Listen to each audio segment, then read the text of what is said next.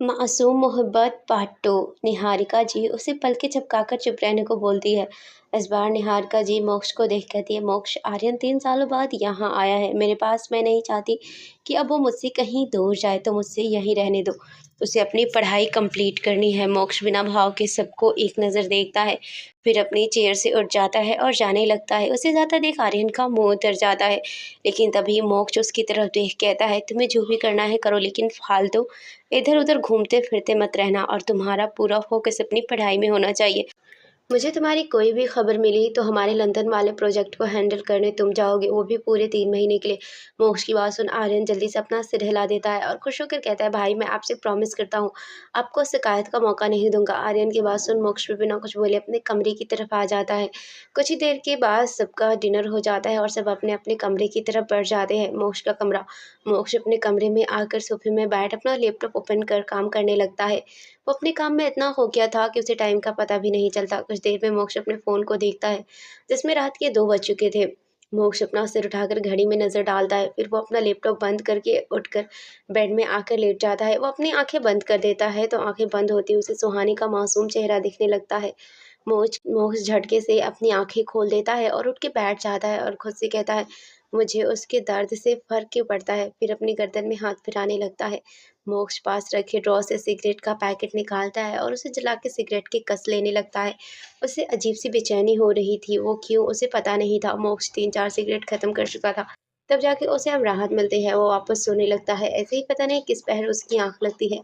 अगली सुबह मोक्ष की नींद उसके फ़ोन कॉल से खुलती है। आज मोक्ष की नींद देर से खुली थी, क्योंकि उसे कल नींद ही नहीं आई थी। जब आई भी थी सुबह के 4 बजे, साढ़े 4 बजे के आस-पास आई होगी। वो अपने फ़ोन को उठाता है तो देखता है उसमें काविन का फ़ोन था। मोक्ष फ़ोन उठाकर कान में लगाता है। दूसरी तरफ से काविन की आवाज़ आती है, "ज़रा आप कब तक आओगे? 9 बज गए हैं, मैं बाहर आपका वेट कर रहा हूँ।" काविन की बात सुन मोक्ष घड़ी की तरफ नज़र घुमाता है, तो उसमें सच में 9 बज चुके थे। मोक्ष बस कमिंग कहकर कॉल कट कर देता है। वो बेड से उठकर सीधा वॉशरूम आता है। आज उसे जिम जाने का टाइम नहीं था, इसीलिए वो सीधा शावर लेकर बाहर आता है। फिर क्लोज़ेट रूम में जाकर कपड़े चेंज करके बाहर आता है। आज मोक्ष ने नेवी ब्लू कलर की 3 पीस सूट पहना हुआ था। वो जल्दी से अपनी वॉच उठा के रूम से बाहर आ जाता है। मोक्ष पहले से बाहर आता है तो देखता है केविन कार के सामने उसी का वेट कर रहा था। केविन मोक्ष को बाहर आता देख कार के बैक सीट का डोर ओपन करता है। मोक्ष कार में बैठ जाता है तो केविन भी जल्दी से ड्राइविंग सीट में बैठ जाता है। मोक्ष हमेशा जब कहीं भी जाता था तो केविन उसके साथ जाता था, क्योंकि केविन उसका असिस्टेंट के साथ उसका पर्सनल बॉडीगार्ड भी था। वो मोक्ष के साथ तब से था जब मोक्ष 15 साल का था। तब से वो मोक्ष के साथ उसके सेफ्टी के लिए रहता था। मोक्ष केविन को हमेशा अपने फैमिली और दोस्त की तरह ट्रीट करता था। तभी तो केविन उसे कभी भी कुछ भी बोलता था, वो उसका कुछ रिएक्ट नहीं करता था। मोक्ष की कार अब वहाँ से निकल जाती है हॉस्पिटल। मोक्ष की कार हॉस्पिटल के बाहर आकर रुकती है। केविन बाहर आता है और पीछे कार का डोर ओपन करता है और मोक्ष रौब से कार से बाहर उतरता है। उसने अपनी आँखों में शेड्स चढ़ाए हुए थे। वो अपने लंबे-लंबे कदमों से हॉस्पिटल के अंदर आता है तो केविन भी उसके पीछे आता है। मोक्ष सुहानी के वार्ड के बाहर पहुंचकर डोर ओपन करता है। उसकी नज़र सीधा बेड पर पड़ती है तो उसकी आंखें डार्क हो जाती है, क्योंकि बेड खाली था। सुहानी बेड पर नहीं थी। वो अपने हाथों की मुठ्ठियां कस लेता है। मोक्ष वार्ड से बाहर की तरफ अपने कदम बढ़ाता है कि उससे पहले ही वॉशरूम से तैयार होकर सुहानी निकलती है, क्योंकि उसे कल मोक्ष ने पहले ही कहा था कि वो तैयार होकर रहे, इसीलिए वो फ्रेश होकर तैयार होने गई थी। मोक्ष उसे देख अपनी जगह में फ्रीज हो जाता है। सुहानी ने भी पिंक कलर का लहंगा पहना हुआ था, जो बहुत ही सुंदर दिख रहा था और बहुत ही हैवी भी था, जिसे सँभालना सुहानी को ज़रा मुश्किल लग रहा था। वह उसे सँभालते हुए आ रही थी। मोक्ष सुहानी में ही खोया हुआ था, जिसने कोई भी मेकअप नहीं किया हुआ था, फिर भी वो भला की खूबसूरत लग रही थी। उसने एक साइड लहंगे का दुपट्टा लगाया हुआ था, जिसे वो बार-बार सँभाले जा रही थी, क्योंकि वो उसके कंधे से नीचे गिरे जा रहा था। वो उसे ऊपर करती वो हर बार नीचे गिर जाता। मोक्ष उसके चेहरे में परेशानी को साफ-साफ देख पा रहा था। उसे सुहानी का वो मासूम चेहरा बहुत क्यूट लगता है। मोक्ष उसी में खोया था कि उसे कुछ याद आता है। उसकी आँखें सख्त हो जाती हैं और वो पलट के पीछे देखता तो पाता है केविन भी सुहानी को घूरे जा रहा था। मोक्ष को केविन का सुहानी को ये देखना अच्छा नहीं लगता। वो अपने हाथों की मुट्ठी कस के बंद कर देता है। भले ही वो जानता था केविन की नज़र खराब नहीं थी, लेकिन फिर भी उसे अच्छा नहीं लग रहा था। केविन को जब अपने ऊपर किसी की घूरती हुई नज़रों की तपिश महसूस होती है, वो अपनी नज़रें सुहानी से हटा के मोक्ष को देखता है तो उसकी नज़रों को देख केविन एक पल के लिए घबरा जाता है। मोक्ष अपने दांत पीसते हुए बस एक ही शब्द बोलता है, आउट। मोक्ष की वो गुस्से वाली आवाज़ सुन केविन उसे अपनी अजीब नज़रों से देखने लगता है, लेकिन मोक्ष उसे अब भी घूरे जा रहा था। केविन मोक्ष को देख अपना मुंह बिगाड़ कर रूम से बाहर चला जाता है। केविन के जाने के बाद मोक्ष डोर जोर से बंद कर देता है। केविन डोर की तरफ देख मुंह बनाकर ओवर पॉजिटिव मैन कहकर मान के केविन की तरफ बढ़ जाता है। वार्ड में सुहानी डोर की आवाज़ सुन डोर की तरफ देखती है तो उसे मोक्ष दिखता है। मोक्ष को देख सुहानी जल्दी से अपनी नजरें नीची कर देती है। मोक्ष सुहानी को देख उसकी तरफ बढ़ता है। सुहानी मोक्ष को अपनी तरफ आता देख अपने लहंगे को कसकर पकड़ लेती है। मोक्ष उसकी हर हरकत को नोटिस कर रहा था। वो सुहानी के पास आकर खड़ा हो जाता है। वार्ड में सुहानी डोर की आवाज़ सुन डोर की तरफ देखती है तो उसे मोक्ष दिखता है। मोक्ष को देख सुहानी जल्दी से अपनी नजरें नीचे कर देती है। मोक्ष सुहानी को देख उसकी तरफ बढ़ जाता है। सुहानी मोक्ष को अपनी तरफ आता देख अपने लहंगे को कसकर पकड़ लेती है। मोक्ष उसकी हर हरकत को नोट कर रहा था। वो सुहानी के पास आकर खड़ा हो जाता है। मोक्ष सुहानी को देख क्या हुआ? सुहानी कुछ नहीं कहती तो मोक्ष सुहानी की चेन पकड़कर कहता है लुक एट मी रैबिट। सुहानी अपनी डरी हुई नजरों से मोक्ष को देखने लगती है। मोक्ष सुहानी को देख के कहता है क्या हुआ? परेशान क्यों दिख रही हो? सुहानी उसकी बात सुन हैरान नजरों से उसे देखने लगती है। वो तो यही सोच रही थी, आज तक किसी ने उसकी परेशानियों को समझा ही नहीं था। वो जब आश्रम में रहती थी वहाँ गीता के अलावा कोई उसे नहीं समझ पाता था। मोक्ष सुहानी को ऐसे खोया हुआ देख कहता है क्या हुआ? कहाँ खो गई? सुहानी ना में अपना सिर हिला देती है। मोक्ष सुहानी के दुपट्टे को देखता है जो बार बार नीचे गिरे जा रहा था। मोक्ष अपना हाथ उसकी तरफ बढ़ाता है तो सुहानी डर से पीछे हो जाती है। मोक्ष सुहानी को डरता देख कहता है रिलैक्स रैबिट, कुछ नहीं करूंगा मैं। सुहानी उसे देखने लगती है। मोक्ष सुहानी की आंखों में देखता है और उसे शांत रहने को कहता है। सुहानी भी थोड़ा शांत हो जाती है। मोक्ष अब सुहानी के दुपट्टे को देखता है और उसे ठीक करने लगता है। सुहानी भी बस उसे देखे जा रही थी। मोक्ष सुहानी का दुपट्टा लगाते हुए ही कहता है क्या हुआ? कुछ कहना है क्या? सुहानी हड़बड़ा जाती है और इधर उधर देखने लगती है। मोक्ष अब सुहानी को देखने लगता है और कहता है क्या हुआ? कुछ बोलना है तो बोलो। सुहानी हाँ फिर ना में अपना सिर हिला देती है। मोक्ष सुहानी की ऐसी हरकत देखकर उसे घूर कर देखने लगता है और फिर कहता है बोलना है या नहीं? तो सुहानी अपना सर झुका के हाँ में अपना सिर हिला देती है। मोक्ष सुहानी को देख कहता है बोलो जो बोलना है, फिर हमें चलना भी है। सुहानी उसकी बात सुन अपनी अटकती हुई आवाज में बोलती है वो मैं ये पूछना चाहती थी कि आप मुझसे शादी क्यों करना चाहते हो? मोक्ष सुहानी की बात सुन उसके चेहरे को देखने लगता है, जो अब नीचे झुका हुआ था। मोक्ष उसे देखे बिना भाव के कहता है, वो मैं तुम्हें बताना ज़रूरी नहीं समझता हूँ, तुम बस इतना जान लो मैंने तुम्हारी जान बचाई है, तो अब तुम्हें मेरी हर बात माननी होगी, समझी? सुहानी अब कुछ नहीं कहती, वो कहती भी क्या? मोक्ष कह सही रहा था। ये ज़िंदगी उसी ने सुहानी को दी थी। अगर उस दिन मोक्ष उसे नहीं बचाता तो वो गुंडे उसे मार ही देते। मोक्ष अब सुहानी का हाथ पकड़ उसे बाहर की तरफ ले जाता है। मोक्ष सुहानी को बाहर लाता है, उसे बाहर केबिन मान खड़े मिल जाते हैं। मोक्ष बिना उनकी तरफ देखे बाहर की तरफ अपने कदम बढ़ा देता है। मान केविन दोनों एक दूसरे को देखना में अपना सर हिला देते हैं। मोक्ष कार के पास आकर पीछे का डोर ओपन कर सुहानी को अंदर बिठाता है, फिर दूसरी तरफ आकर खुद भी बैठ जाता है। मान केविन भी कार में आकर बैठ जाते हैं। केविन कार ड्राइव करता है और मान पैसेंजर सीट में बैठ जाता है। उनकी कार वहां से निकल जाती है। करीब आधा घंटा बाद उनकी कार रजिस्टर ऑफिस के बाहर खड़ी थी। केविन सारी तैयारियां किए हुए था। सुहानी की उम्र 17 थी, लेकिन उसने डॉक्यूमेंट में उसकी उम्र बढ़ा रखी थी। सुहानी मोक्ष अंदर रजिस्ट्रार के सामने खड़े थे। वो उनके सामने एक फाइल बढ़ाता है और उस पर साइन करने को कहता है। पहले मोक्ष साइन करता है, फिर सुहानी की तरफ पेन करता है। सुहानी कांपते हाथों से पेन पकड़ती है। मोक्ष उसके हाथों को कस के पकड़ता है। सुहानी एक नज़र मोक्ष को देख साइन कर देती है, फिर वो दोनों फोटो क्लिक कराते हैं। कुछ देर बाद मोक्ष सुहानी के हाथ में उनके मैरिज सर्टिफिकेट थे। अब वो लोग वहां से निकल कर बाहर आते हैं और वापस कार में बैठ जाते हैं। कुछ ही देर में उनकी कार एक बड़े से मंदिर में आकर रुकती है। मंदिर को ज्यादा तो नहीं पर थोड़ा बहुत सजाया हुआ था। मोक्ष सुहानी से पूरे रीति रिवाज से शादी करना चाहता था, जिससे शादी जैसे रिश्तों में यकीन नहीं था। आज वो पूरे रीति रिवाज के साथ सुहानी से शादी कर रहा था, पर वो क्यों कोई नहीं जानता था। मोक्ष सुहानी अब आकर हवन कुंड के सामने बैठ जाते हैं। उनके सामने पंडित जी मंत्र पढ़ रहे थे और मोक्ष सुहानी बैठे हुए थे। पंडित जी उन्हें फेरे लेने के लिए बोलते हैं तो मोक्ष सुहानी का हाथ पकड़कर उसे खड़ा करता है और फेरे लेने लगता है। पहले 4 फेरों में मोक्ष आगे चलता है, फिर बाकी के 3 फेरों में सुहानी आगे चलती है। 7 फेरे होने के बाद वो दोनों वापस अपनी जगह में बैठ जाते हैं। पंडित जी मोक्ष की तरफ सिंदूर बिठाकर वधू की मांग में सिंदूर भरने को बोलते हैं तो मोक्ष सिंदूर लेकर सुहानी की मांग में सजा देता है। सिंदूर भरते वक्त थोड़ा सिंदूर सुहानी के नाक पर भी गिर जाता है। पंडित जी मुस्कुराकर सुहानी को देख के कहते हैं, बेटा तुम्हारा पति तुमसे बहुत प्यार करेगा। सुहानी उनकी बात सुन पंडित जी को देखने लगती है तो पंडित जी उन्हें उसकी नाक में गिरे सिंदूर की तरफ इशारा करते हुए कहते हैं, बेटा तुम्हारी मांग में भरा हुआ सिंदूर हल्का तुम्हारी नाक में भी गिर गया है, जिसका साफ मतलब है तुम्हारा पति तुमसे बहुत प्यार करेगा, इतना कि सबकी बुरी नजरों से बचा के रखेगा, तुम्हारा हस्बैंड तुम्हारा सेवियर बनेगा। पंडित जी की बात सुन सुहानी मोक्ष की तरफ देखने लगती है। मान केविन भी पंडित जी की बात सुन रहे होते हैं, वो भी मोक्ष को देखने लगते हैं। मोक्ष पंडित जी की तरफ घूर कर देखता है तो पंडित जी घबरा जाते हैं और डरते हुए मोक्ष को मंगलसूत्र पहनाने को बोलते हैं। तो मोक्ष केविन की तरफ देखता है, केविन जल्दी से एक बॉक्स निकाल कर मोक्ष को देता है।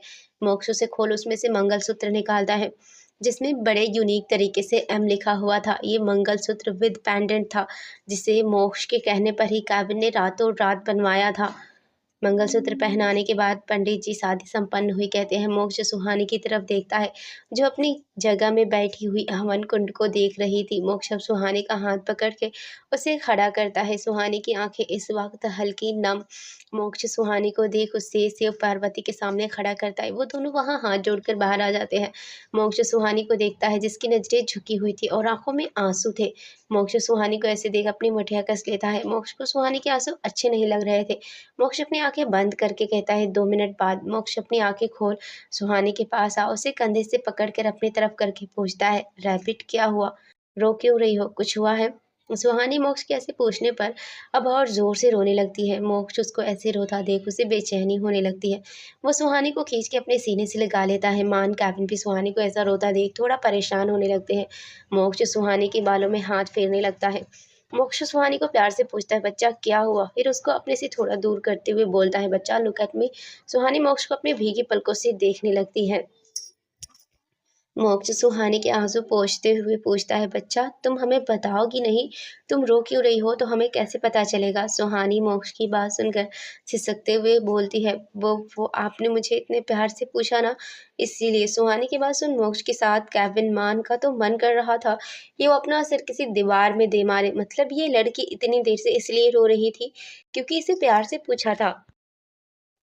मतलब हद है। सुहानी मोक्ष को देख आगे कहती है, वो मैं जिस अनाथ आश्रम में रहती थी ना, वहाँ गीता के अलावा कोई भी मुझसे ठीक से बात नहीं करता था, सब मुझसे नफरत करते थे।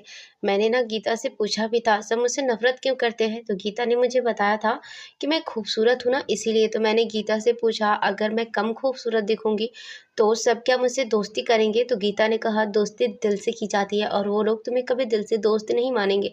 सुहानी ये बोलते हुए किसी छोटे बच्चे की तरह मासूम लग रही थी। मोक्ष को सुहानी को देख प्यार आ रहा था, बट वो ये जता नहीं सकता था। केविन मान को तो वो बहुत क्यूट लगती है। मान सुहानी को देख कहता है, कोई बात नहीं रैबिट, हम है ना तुम्हारे दोस्त। मान की बात सुनकर मोक्ष को बहुत गुस्सा आता है। वो कि वो भी नहीं जानता था, लेकिन सुहानी मान को देख अपना सिरनामे हिलाकर कहती है, नहीं आप मेरे दोस्त नहीं हो। मान को तो उसकी बात सुनकर चेहरा ही लटक जाता है, लेकिन फिर सुहानी की बात सुन मान की आंखों में नमी तैर जाती है। सुहानी मान को देख के कहती है, आप मेरे दोस्त नहीं, आप मेरे भाई हो। फिर थोड़ा मायूस होकर वो, मेरा कोई भाई नहीं है ना, मैं अनाथ हूँ ना, तो आप मेरे भाई बन जाओ। सुहानी की बात सुन मान की आंखें नम हो जाती है और मान सुहानी के पास आ उसे अपने सीने से लगा के कहता है, हाँ प्रिंसेस, आज से मैं तुम्हारा भाई हूँ। फिर रुककर, मैं ही नहीं, ये भी तुम्हारा भाई है। मान केविन की तरफ इशारा करता है। सुहानी को देख केविन भी उसके पास आकर उसके सिर पर हाथ फेर के कहता है, हाँ प्रिंसेस, मैं भी तुम्हारा भाई हूँ। सुहानी खुश हो जाती है और कहती है, सच्ची भाई? मान भी उसके सिर में हाथ फेर, मुच्ची बच्चा। मोक्ष तो सुहानी की बात सुन उसे बिना भाव के देख रहा था, परंतु उसकी आंखों में कहीं अनकहे छुपे भाव दिख रहे थे, जिसे कोई नहीं पढ़ पाता। केविन मोक्ष को देख पूछता है, क्या हुआ, तुम ठीक हो? मोक्ष केविन को देख अपने आप को नॉर्मल करके हाँ में अपना सिर हिला देता है। केविन मोक्ष को देखता है, जो सुहानी को ही देखे जा रहा था, कोई बात है क्या जो तुझे पता हो हमें नहीं? मोक्ष अब केविन को देखने लगता है। केविन मोक्ष को देख पूछता है, तुम हमसे कुछ छुपा रहे हो क्या? मोक्ष अपनी नजरें चुराते हुए बोलता है, ऐसा कुछ नहीं है। केविन मोक्ष को अपनी तरफ करते हुए कहता है, तो फिर तुम मुझसे नजरें क्यों चुरा रहे हो?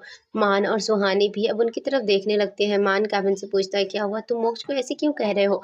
मोक्ष अब केविन की तरफ देख अपनी रूट वॉइस में कहता है, तुम भूल रहे हो तुम किससे बात कर रहे हो। असिस्टेंट हो, असिस्टेंट बन के रहो, मैं तुम्हें कुछ नहीं बोलता, इसका मतलब ये नहीं कि तुम मुझसे सवाल पूछ सको, समझे? मोक्ष सुहानी का हाथ पकड़कर कार की तरफ ले जाता है। मान केविन को देख कहता है, तुम उसकी बात का बुरा मत मानना, तुम्हें पता है ना वो कैसा है। केविन हमें अपना सिर हिला देता है, फिर अपने मन में कहता है, मुझे पता है मोक्ष, तुमने ये जानबूझकर बोला है ताकि तुम मेरे सवालों से बच सको, मैं तुम्हें अच्छे से जानता हूँ, तुम कब क्या बोलते हो और क्यों बोलते हो। ये बात बिल्कुल सही थी। मान भी मोक्ष को उतना नहीं जानता था जितना केविन। भले ही मान मोक्ष को केविन से पहले जानता हो, पर वो मोक्ष को उतना नहीं पहचान पाता था जितना केविन। केविन तो मोक्ष की आंखों तक को पढ़ लेता था, इसीलिए तो मोक्ष ने केविन को इतना कुछ कह दिया था, क्योंकि वो जान चुका था केविन जरूर उसकी आंखों को पढ़ लिया होगा। इधर गाड़ी में मोक्ष ने अपने हाथों की मुठ्ठियां कसी हुई थी।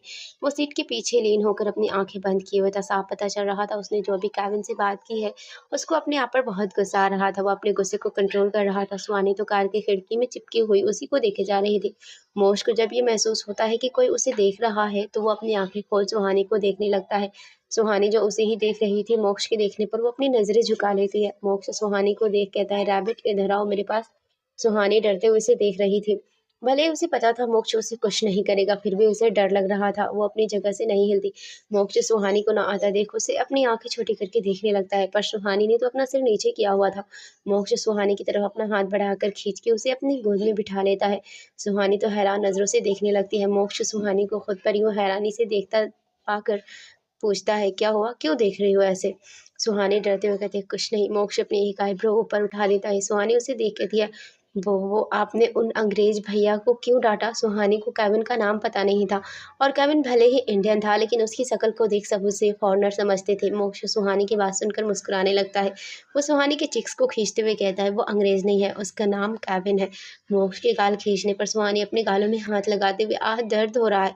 मोक्ष उसके गालों पर अपने हाथ रखते हुए अंगूठे से वहां पर सहलाने लगता है। सुहानी मोक्ष को देख अपने होठों का पाउट बनाकर कहती है, सुनिए ना, आपने उन भाई को डांटा तो क्या अब वो आपसे नाराज होंगे। जब गीता भी मुझसे नाराज होती थी तो वो मुझसे पूरे एक दिन तक बात नहीं करती थी, तो भाई भी आपसे एक दिन तक बात नहीं करेंगे। मोक्ष सुहानी के होठों को देखता है जिनका उसने अभी पाउट बनाया हुआ था, और वो अभी उसे ही देख रही थी। मोक्ष सुहानी को ऐसे देख उसे अजीब सी फीलिंग का एहसास होने लगता है। वो सुहानी को अपने सीने से चिपकाते हुए कहता है, जहाँ दोस्तों के बीच में प्यार होता है ना रैबिट, वहाँ नाराज होना लाजमी है। और तुम चिंता मत करो, वो अभी मुझसे ज़्यादा देर नाराज़ नहीं रह सकता। जैसे तुम्हारी दोस्त गीता तुमसे अगले दिन बात कर देती थी ना, वो भी कर देगा। सुहानी उसकी बात सुन उसके सीने से अपना सर बाहर निकाल कर उसे टुकुर टुकुर देखने लगती है। मोक्ष उसे ऐसा देखता देख उसे वापस अपने सीने से लगाकर उसके बालों में हाथ फेरने लगता है। उसे सुहानी का ऐसा देखना अपने अंदर अलग सी बेचैनी होने लगती है। और ऐसा क्यों था, उसे जानकर भी अनजान बन रहा था। मान केविन भी कार में आ जाते हैं। मोक्ष एक नज़र केविन को देखता है, केविन भी मोक्ष को देखता है, लेकिन फिर अपनी नजरें फेर लेता है और ड्राइविंग सीट में बैठ जाता है। और बिना मोक्ष को देखे कहता है, बॉस कहाँ जाना है। केविन के ऐसे करने पर मोक्ष अपने हाथों की मुठ्ठियां कस देता है, क्योंकि केविन हमेशा ऑफिस के बाहर उसे मोक्ष कहकर ही बुलाता था और हमेशा उसकी आंखों में देखकर बात करता था। लेकिन आज केविन उसको बिना देखे बात कर रहा था, वो भी बॉस कहकर।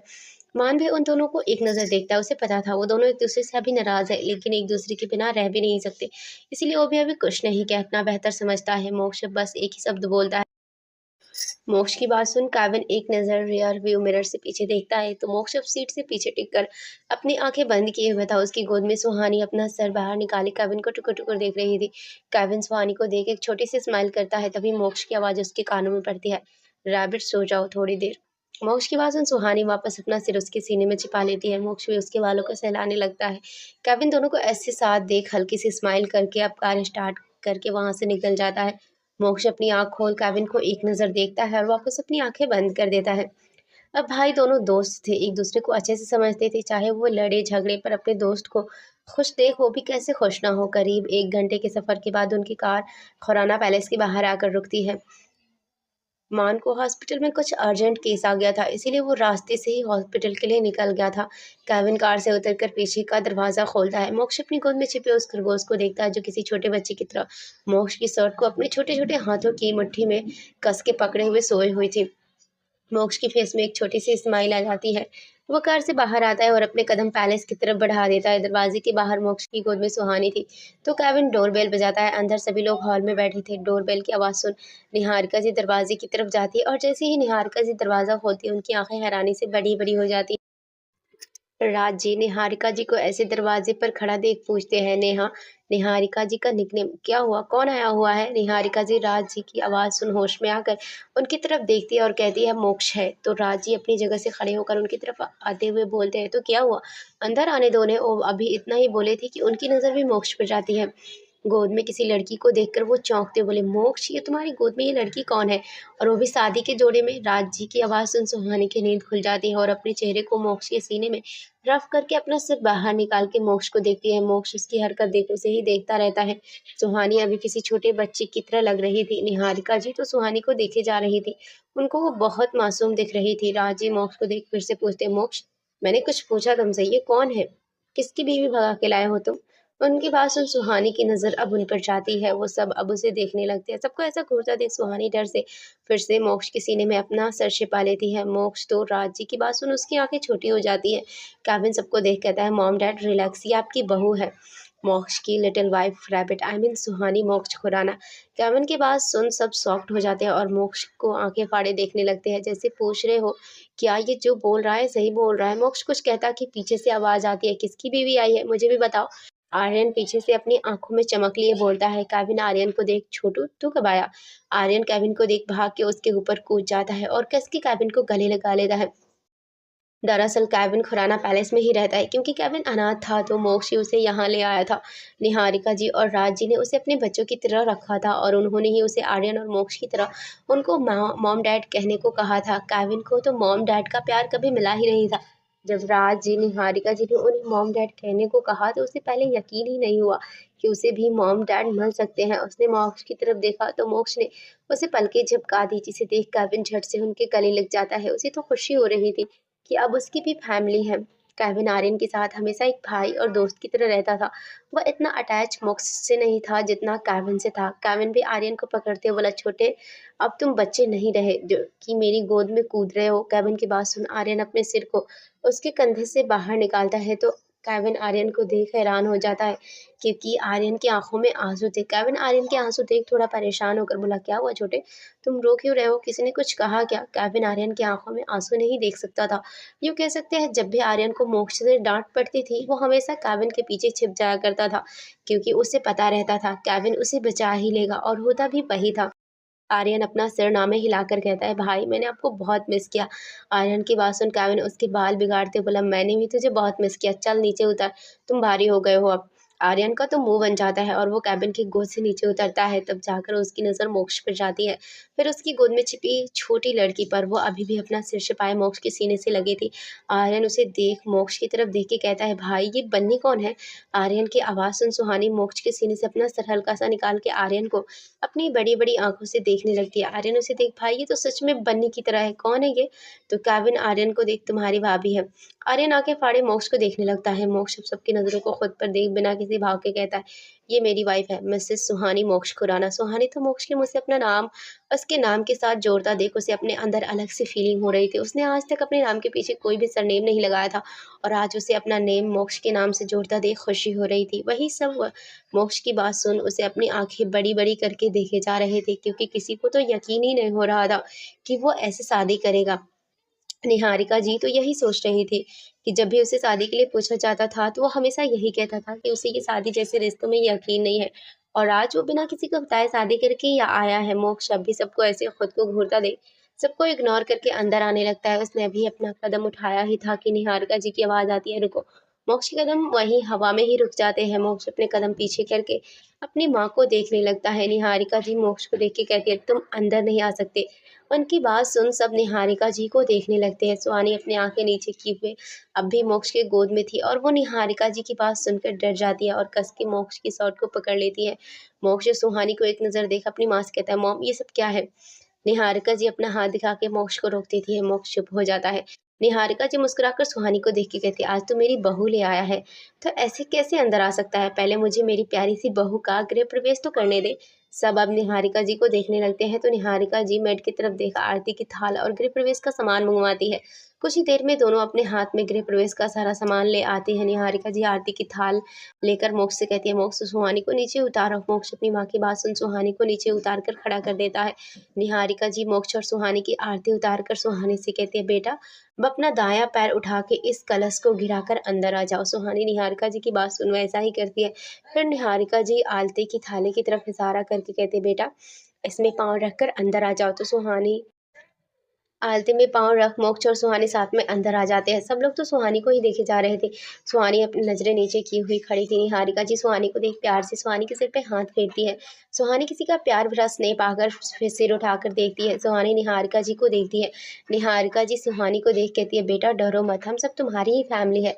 निहारिका जी की बात सुन सुहानी नम आंखों से निहारिका जी को देखने लगती है। तो आर्यन सुहानी को देख, हाँ बन्नी, जैसे हम सब एक साथ रहते हैं ना, वैसे ही आज से तुम भी हमारे साथ इसी घर में रहोगी। ये भी अब तुम्हारा ही घर है। सुहानी अपनी आंखों में आंसू लिए सबको देखती है। फिर निहारिका जी से कहती है, आंटी आप सच कह रही है, ये मेरा घर है, मेरे पास भी अब घर है। निहारिका जी सुहानी की बात सुन थोड़ा गुस्से से, खबरदार आज के बाद मुझे आंटी कहा तो। निहारिका जी का गुस्सा देख सुहानी थोड़ा पीछे हो जाती है कि निहारिका जी उसके आंटी कहने से उससे नाराज हो गई है। निहारिका जी उसे डरता देख प्यार से उसके गाल में हाथ रख के कहती है, बेटा आज तुम भी मुझे मोक्ष, आर्यन और केविन की तरह मॉम बोलो या फिर माँ बोलना। तो राज जी भी उसके सिर पर हाथ रख और मैं तुम्हारा डैड, तो आज के बाद तुम भी हमारी बेटी हो। सुहानी उनकी बात सुन रोने लगती है और रोते हुए कहती है, सच में मेरे पास भी अब मम्मी पापा है। सुहानी की बात सुन निहारिका जी और राज जी मोक्ष को देखने लगती है, जैसे पूछ रहे हो सुहानी क्या कह रही है। मोक्ष उनकी नज़रों को समझ के उनसे कहता है, सुहानी अनाथ है, उसके मॉम डैड नहीं है। उनकी बात सुन सबको सुहानी के लिए बुरा लगता है। निहारिका जी सुहानी को गले लगाते हुए कहते हैं, बेटा कोई बात नहीं, ऐसे कोई तुम्हें अनाथ नहीं कहेगा, अब से तुम्हारा भी परिवार है, हम सब तुम्हारा परिवार है। निहारिका जी के गले लगाने से सुहानी कस के उन्हें गले लगा लेती है और उसके आंसू बह जा रहे थे।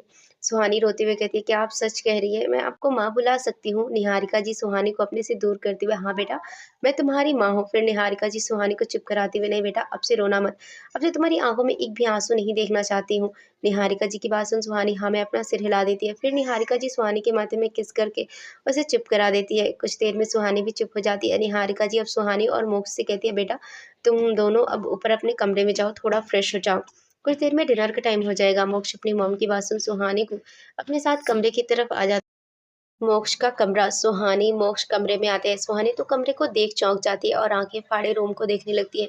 मोक्ष सुहानी को ऐसे देख पूछता है, क्या हुआ, तुम ऐसे क्यों देख रही हो। तो सुहानी मोक्ष को देख के पूछती है, ये कमरा सिर्फ आपका है या कोई और भी रहता है यहाँ। सुहानी की बात सुन मोक्ष सुहानी को देख कहता है, नहीं ये सिर्फ मेरा कमरा है और मैं ही रहता हूँ यहाँ पे। मोक्ष की बात सुन सुहानी अब और चौंक जाती है। फिर कहती है, लेकिन इतने बड़े कमरे में आप अकेले रहते हैं, मैं जहाँ रहती हूँ ना वहाँ तो इतने बड़े कमरे में 10-12 लोग आ जाएंगे। मोक्ष सुहानी को अजीब नज़रों से देखने लगता है। उसे सुहानी की बचकानी बातें समझ में नहीं आती। वो सुहानी को देख, ओके चलो बाकी बातें बाद में करना, पहले तुम जाकर फ्रेश हो जाओ, फिर डिनर कर लो, तुम्हें दवाई भी लेनी है, फिर सो जाना, तुम्हारी तबीयत अभी ठीक नहीं हुई है। सुहानी मोक्ष की बात सुन उसकी तरफ देख मायूस सा चेहरा बनाकर कहती है, पर मेरे पास कपड़े ही नहीं है। फिर अपने लहंगे की तरफ देख, मैं इसे नहीं पहन सकती, ये बहुत भारी है और इसमें चलने में भी बहुत दिक्कत हो रही है। सुहानी की बात सुन मोक्ष सुहानी को देखने लगता है। उसे भी सुहानी की बात सही लगती है। वो फिर अपने कबर्ड से अपनी एक शॉर्ट निकालकर सुहानी को देते हुए बोला, लो आज इसे पहन लेना, कल मैं तुम्हारे लिए कपड़े मंगवा दूंगा। सुहानी उसकी शॉर्ट देख हाँ में अपना सिर हिला देती है। सुहानी अब वॉशरूम की तरफ बढ़ जाती है। सुहानी दरवाज़ा बंद करके पीछे मुड़ती है और वहाँ देख उसकी चीख निकल जाती है। मोक्ष उसकी चीख सुन वॉशरूम की तरफ अपने कदम बढ़ाकर दरवाजे पर नॉक करता है और आवाज़ ने लगता है, रैबिट क्या हुआ, तुम ठीक तो हो ना। लेकिन अंदर से कोई आवाज़ नहीं आती। मोक्ष फिर से नॉक करता है लेकिन फिर भी सुहानी दरवाज़ा नहीं खोलती। मोक्ष भी थोड़ा घबरा जाता है और वो ड्रॉ से वॉशरूम की दूसरी चाबी लेकर डोर खोलता है। वो जैसे ही अंदर आता है उसकी आंखें हैरानी से बड़ी हो जाती है। मोक्ष जब बाथरूम के अंदर आता है तो उसकी आंखें हैरानी से बड़ी हो जाती है। वो देखता है कि सुहानी बाथ टब के अंदर बैठी पानी के साथ मज़े से खेल रही थी। असल में हुआ यूँ था कि जब सुहानी बाथरूम में आई थी तो पहले तो बाथरूम को देख डर गई थी, क्योंकि वॉशरूम था ही इतना बड़ा। वो चारों तरफ घूम-घूम के वॉशरूम को देखे जा रही थी। उसकी नज़र बाथटब में पड़ी तो जो बहुत बड़ा था। जब उसने उसे देखा तो उसकी चीख निकल गई, क्योंकि सुहानी ने बाथटब तो देखा ही नहीं था, क्योंकि वो जहाँ रहती थी वहाँ तो ऐसी कोई सुविधा ही नहीं थी। बस एक बाल्टी थी और एक नल था। बस उसके सिवा वहाँ के बाथरूम में उसने कुछ नहीं देखा था और यहाँ तो इतने बड़ा बाथटब था। वो उससे स्विमिंग पूल की तरह उसमें खड़ी हो गई, लेकिन जब उसने देखा उसमें पानी कुछ ज़्यादा नहीं था। उसके घुटने के ऊपर तक आ रहा था तो वो उसमें बैठ गई, लेकिन जैसे ही उसमें बैठी पानी उसके मुँह तक आया, लेकिन वो तुरंत उठी, लेकिन फिर बैठी। उसे पहले तो डर लग रहा था लेकिन बाद में उसे मज़ा आने लगा और वहाँ खेलने लगी। मोक्ष सुहानी को देख अपनी आँखें छोटी करके उसे घूरने लगा, लेकिन सुहानी तो पानी के साथ खेलने में ही गुम थी। उसे तो पता भी नहीं चला कि कोई उसे घूरे जा रहा है। मोक्ष अब सुहानी के पास आकर उस बाथटब में सुहानी के सामने बैठ गया। सुहानी जो अभी अपने में गुम थी, लेकिन उसने जैसे ही मोक्ष को देखा तो वो एकदम से अपनी जगह में जम सी गई। मोक्ष सुहानी को ही घूरे जा रहा था। सुहानी अब बाथटब से एकदम खड़ी हो गई। और मोक्ष को देख के कहने लगी, आप कब आए? यहाँ मोक्ष उसे उठता देख उसने तुरंत ही सुहानी का हाथ पकड़कर अपनी तरफ खींच लिया, जिससे सुहानी संभल नहीं पाई और सीधा मोक्ष के ऊपर गिर गई। मोक्ष ने भी सुहानी को कस के कमर से पकड़ लिया। मोक्ष सुहानी को देखते हुए, जब तुम इस टब में खेलने में खोई हुई थी। मोक्ष की बात सुन सुहानी उससे मासूम सा चेहरा बनाए देखने लगती है। मोक्ष तो सुहानी को ही देखे जा रहा था। सुहानी जो पानी में रहने के कारण उसके कपड़े पूरी तरह से गीले हो चुके थे और उसके शरीर से पूरी तरह से चिपक चुके थे। मोक्ष तो उसे अपनी इंटेंस नज़रों से ही देखे जा रहा था। उसे अब अपना गला सूखता हुआ महसूस होने लगा था और सुहानी तो उसे टुकुर-टुकुर देखे जा रही थी। उसे तो कुछ पता ही नहीं था कि वो अभी मोक्ष के ऊपर किस हालत में है और मोक्ष पर उसका कैसा असर हो रहा है। मोक्ष सुहानी को देखे जा रहा था। जब मोक्ष ने सुहानी के मासूम चेहरे को देखा तो उसे उसकी मासूमियत में बहुत प्यार आ रहा था। उसे तो समझ में नहीं आ रहा था कि आज की दुनिया में इतनी मासूम दिखने वाली लड़की भी हो सकती है। उसने सुहानी को देख प्यार से उसके सिर पर किस किया। उसके एहसास से ही सुहानी ने अपनी आँखें बंद कर दी। मोक्ष ने सुहानी की बंद आँखें देखी तो बारी-बारी उसकी दोनों आँखों को भी चूम लिया। सुहानी तो टुकुर-टुकुर उसे देखने लगी। मोक्ष उसे ऐसा देखता पाकर उसका दिल तेज़ी से धड़कने लगा। मोक्ष मोक्ष से जब रहा नहीं गया तो उसने कस के सुहानी को अपने गले लगा लिया। फिर अपनी धीमी आवाज़ में बोला, रैबिट, तुम मुझे ऐसे मत देखा करो। उसकी बात सुन सुहानी अपनी मासूमियत से बोली, क्यों, मैं आपको कैसे नहीं देखूँ? सुहानी मोक्ष से अलग होकर उसकी तरफ देख के कह रही है, क्या आपको मेरा देखना पसंद नहीं है? अब उसकी आवाज़ में उदासी थी। उसे तो लग रहा था मोक्ष को उसे उसको देखना पसंद नहीं है और वो चाहता है कि सुहानी उसे ना देखे। उसकी उदासी देख मोक्ष सुहानी के गालों में हाथ रख सुहानी को देख के कहता है, बच्चा, जैसा तुम सोच रहे हो ना वैसा नहीं है। मुझे तुम्हारा देखना पसंद है। सुहानी हैरान हो जाती है। वो तो ये अपने मन में सोच रही थी, फिर मोक्ष को उसके मन की बात कैसे पता? वो अपने मन में सोचने लगी, कहीं इन्हें जादू-टोना तो नहीं आता ना? मोक्ष उसे देख फिर से बोला, नहीं, मुझे कोई जादू-टोना नहीं आता। सुहानी फिर से हैरान होकर मोक्ष को देखने लगी और फिर बोली, आपको मेरे मन की बात कैसे पता? मैं क्या सोच रही हूँ? मोक्ष ने सुहानी की गाल खींचते हुए कहा, बस पता चल गई तुम्हें देखकर। सुहानी मोक्ष की बात सुन उसे देखने लगती है, फिर कहती है, पर अब मैं आपको नहीं देख सकती ना? आपने मुझे मना किया है देखने को। मैंने कब मना किया? मोक्ष ने भी एकदम से कहा। तो सुहानी ने मोक्ष को देख के कहा, अभी तो कहा था आपने मुझे कि मैं आपको ऐसे ना देखूँ। मोक्ष ने सुहानी के गालों में किस करते हुए कहा, बच्चा, वो मैंने दूसरे तरीके से कहा था। सुहानी ने मोक्ष को देख के, कौन से दूसरे तरीके से? मुझे समझ नहीं आया। अब सुहानी को कौन बताए कि उसका मोक्ष को यूँ देखना मोक्ष के दिल में हलचल मचा देता है। अब सुहानी ठहरी नादान और थी भी 17 साल की और उसको तो सही गलत की समझ भी नहीं थी।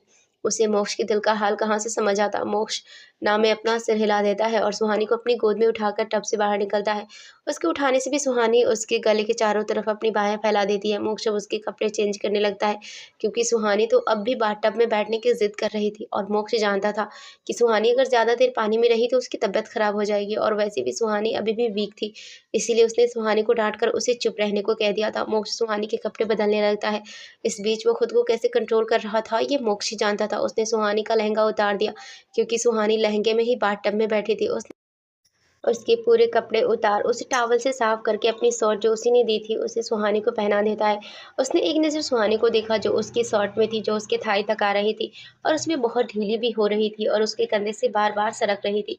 मोक्ष ने एक गहरी साँस भरी। वो खुद को रोक रहा था, लेकिन सुहानी ने उसकी बची खुची हिम्मत भी तोड़ दी, क्योंकि सुहानी अब मोक्ष के शर्ट के बटन खोलकर उसकी शर्ट उतार रही थी।